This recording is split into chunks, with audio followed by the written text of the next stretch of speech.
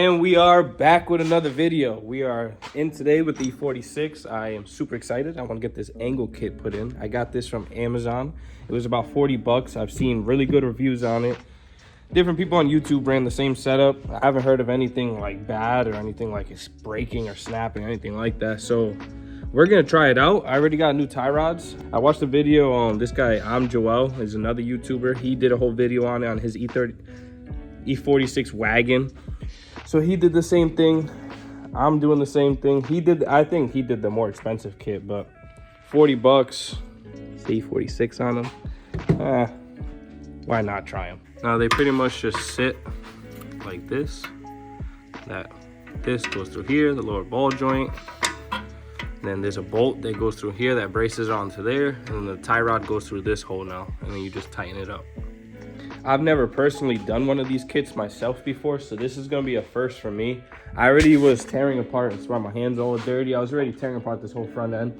I actually want to tackle the oil pan gasket also while we're here, and I want to be able to do these power steering lines. So, because I know to pass tech on Lock City and all different other events, you cannot be dripping one bit of fluid. So, trying to fix up all these leaks now, and seems like it's out of this lower hose, but I'm not 100%. And if it is leaking out of the rack at all that I end up seeing, I do have another rack right here. This was out of another E46 I had before and ended up having a spare one. So still have this thing around just in case mine is no good.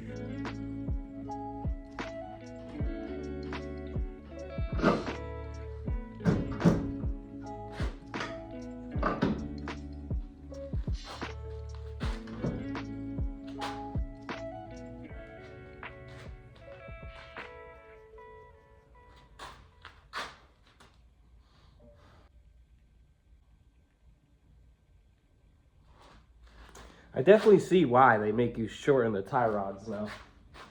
Because when I lined it up to the old alignment where it was before, you just seen that this whole thing was whoop.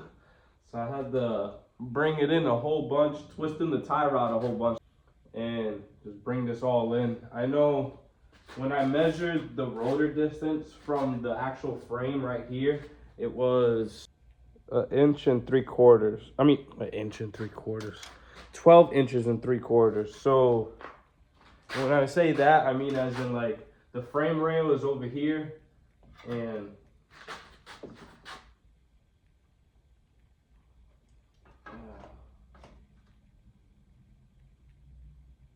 so this would have to go in slightly for it to be near my alignment before, I guess.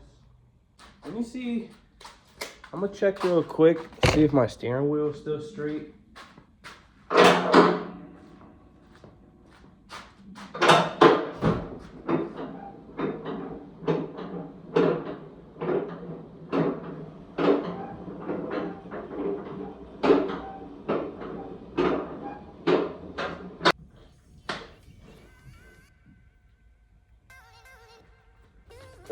Stock angle, it was about like right here. Yeah, like right there. Let's see. On the other side is still the stock angle. So I'll show you guys how the other side turns. Holy. Okay. Yes, I know it's a winter tire, but these are just spare tires. They are good for now. So this is stock angle right here. You can see it's not really all that. It's okay.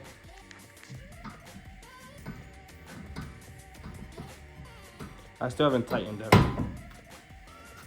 Yep, I still haven't tightened everything. So, all right, I got the tie rod bolted in. And now that's what we're looking. That looks crazy. And that's the new angle. What the fuck?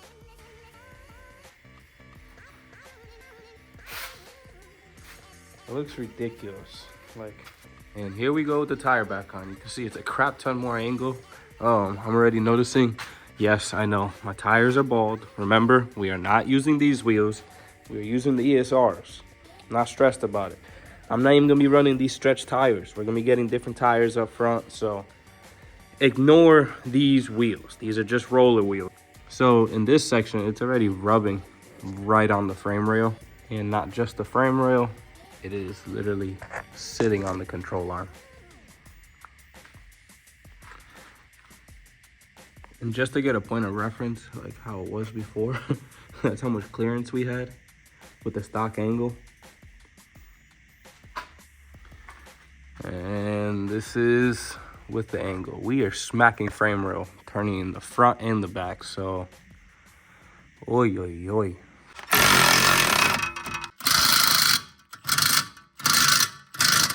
So I put the ESR on the passenger side. You can see we have more than enough clearance on the front. And then with the wheel turned outward, it's not touching the controller, I'm not touching frame rail. We're perfect. We're literally meant for the ESR, so send it. Another thing I noticed when I had the ESR on is when I had it fully turned out all the way, this wheel was still hitting, so I couldn't get the full cut like I wanted to on that side.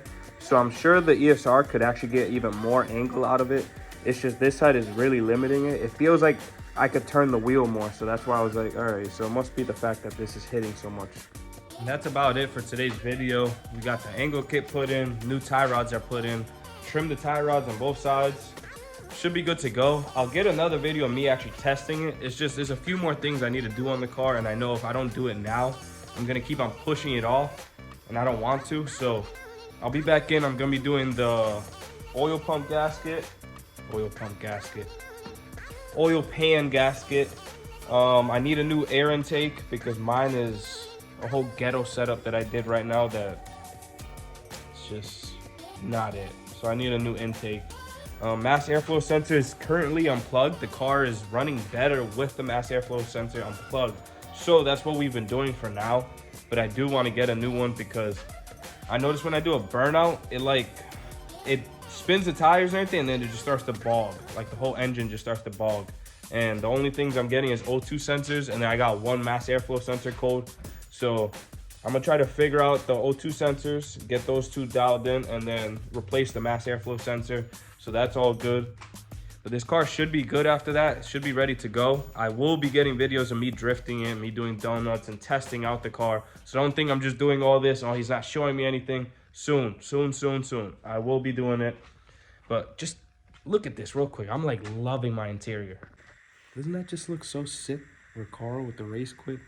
I got the whole dash torn apart because I'm doing the whole stereo process. And you'll see in another video, I'm waiting for an adapter piece. So that's what's holding up the whole stereo. So you will have that video soon. Got the Drift HQ Hydro. She's coming together. Got the harness bar. I still need to throw in the passenger seat. It's also another Recaro seat. But little by little, this is the ghetto intake I was talking about. And as you see, the mass airflow sensor is not plugged in. And that's it for today's video. I appreciate you guys. Like, comment, subscribe, and stay tuned. Have a nice night.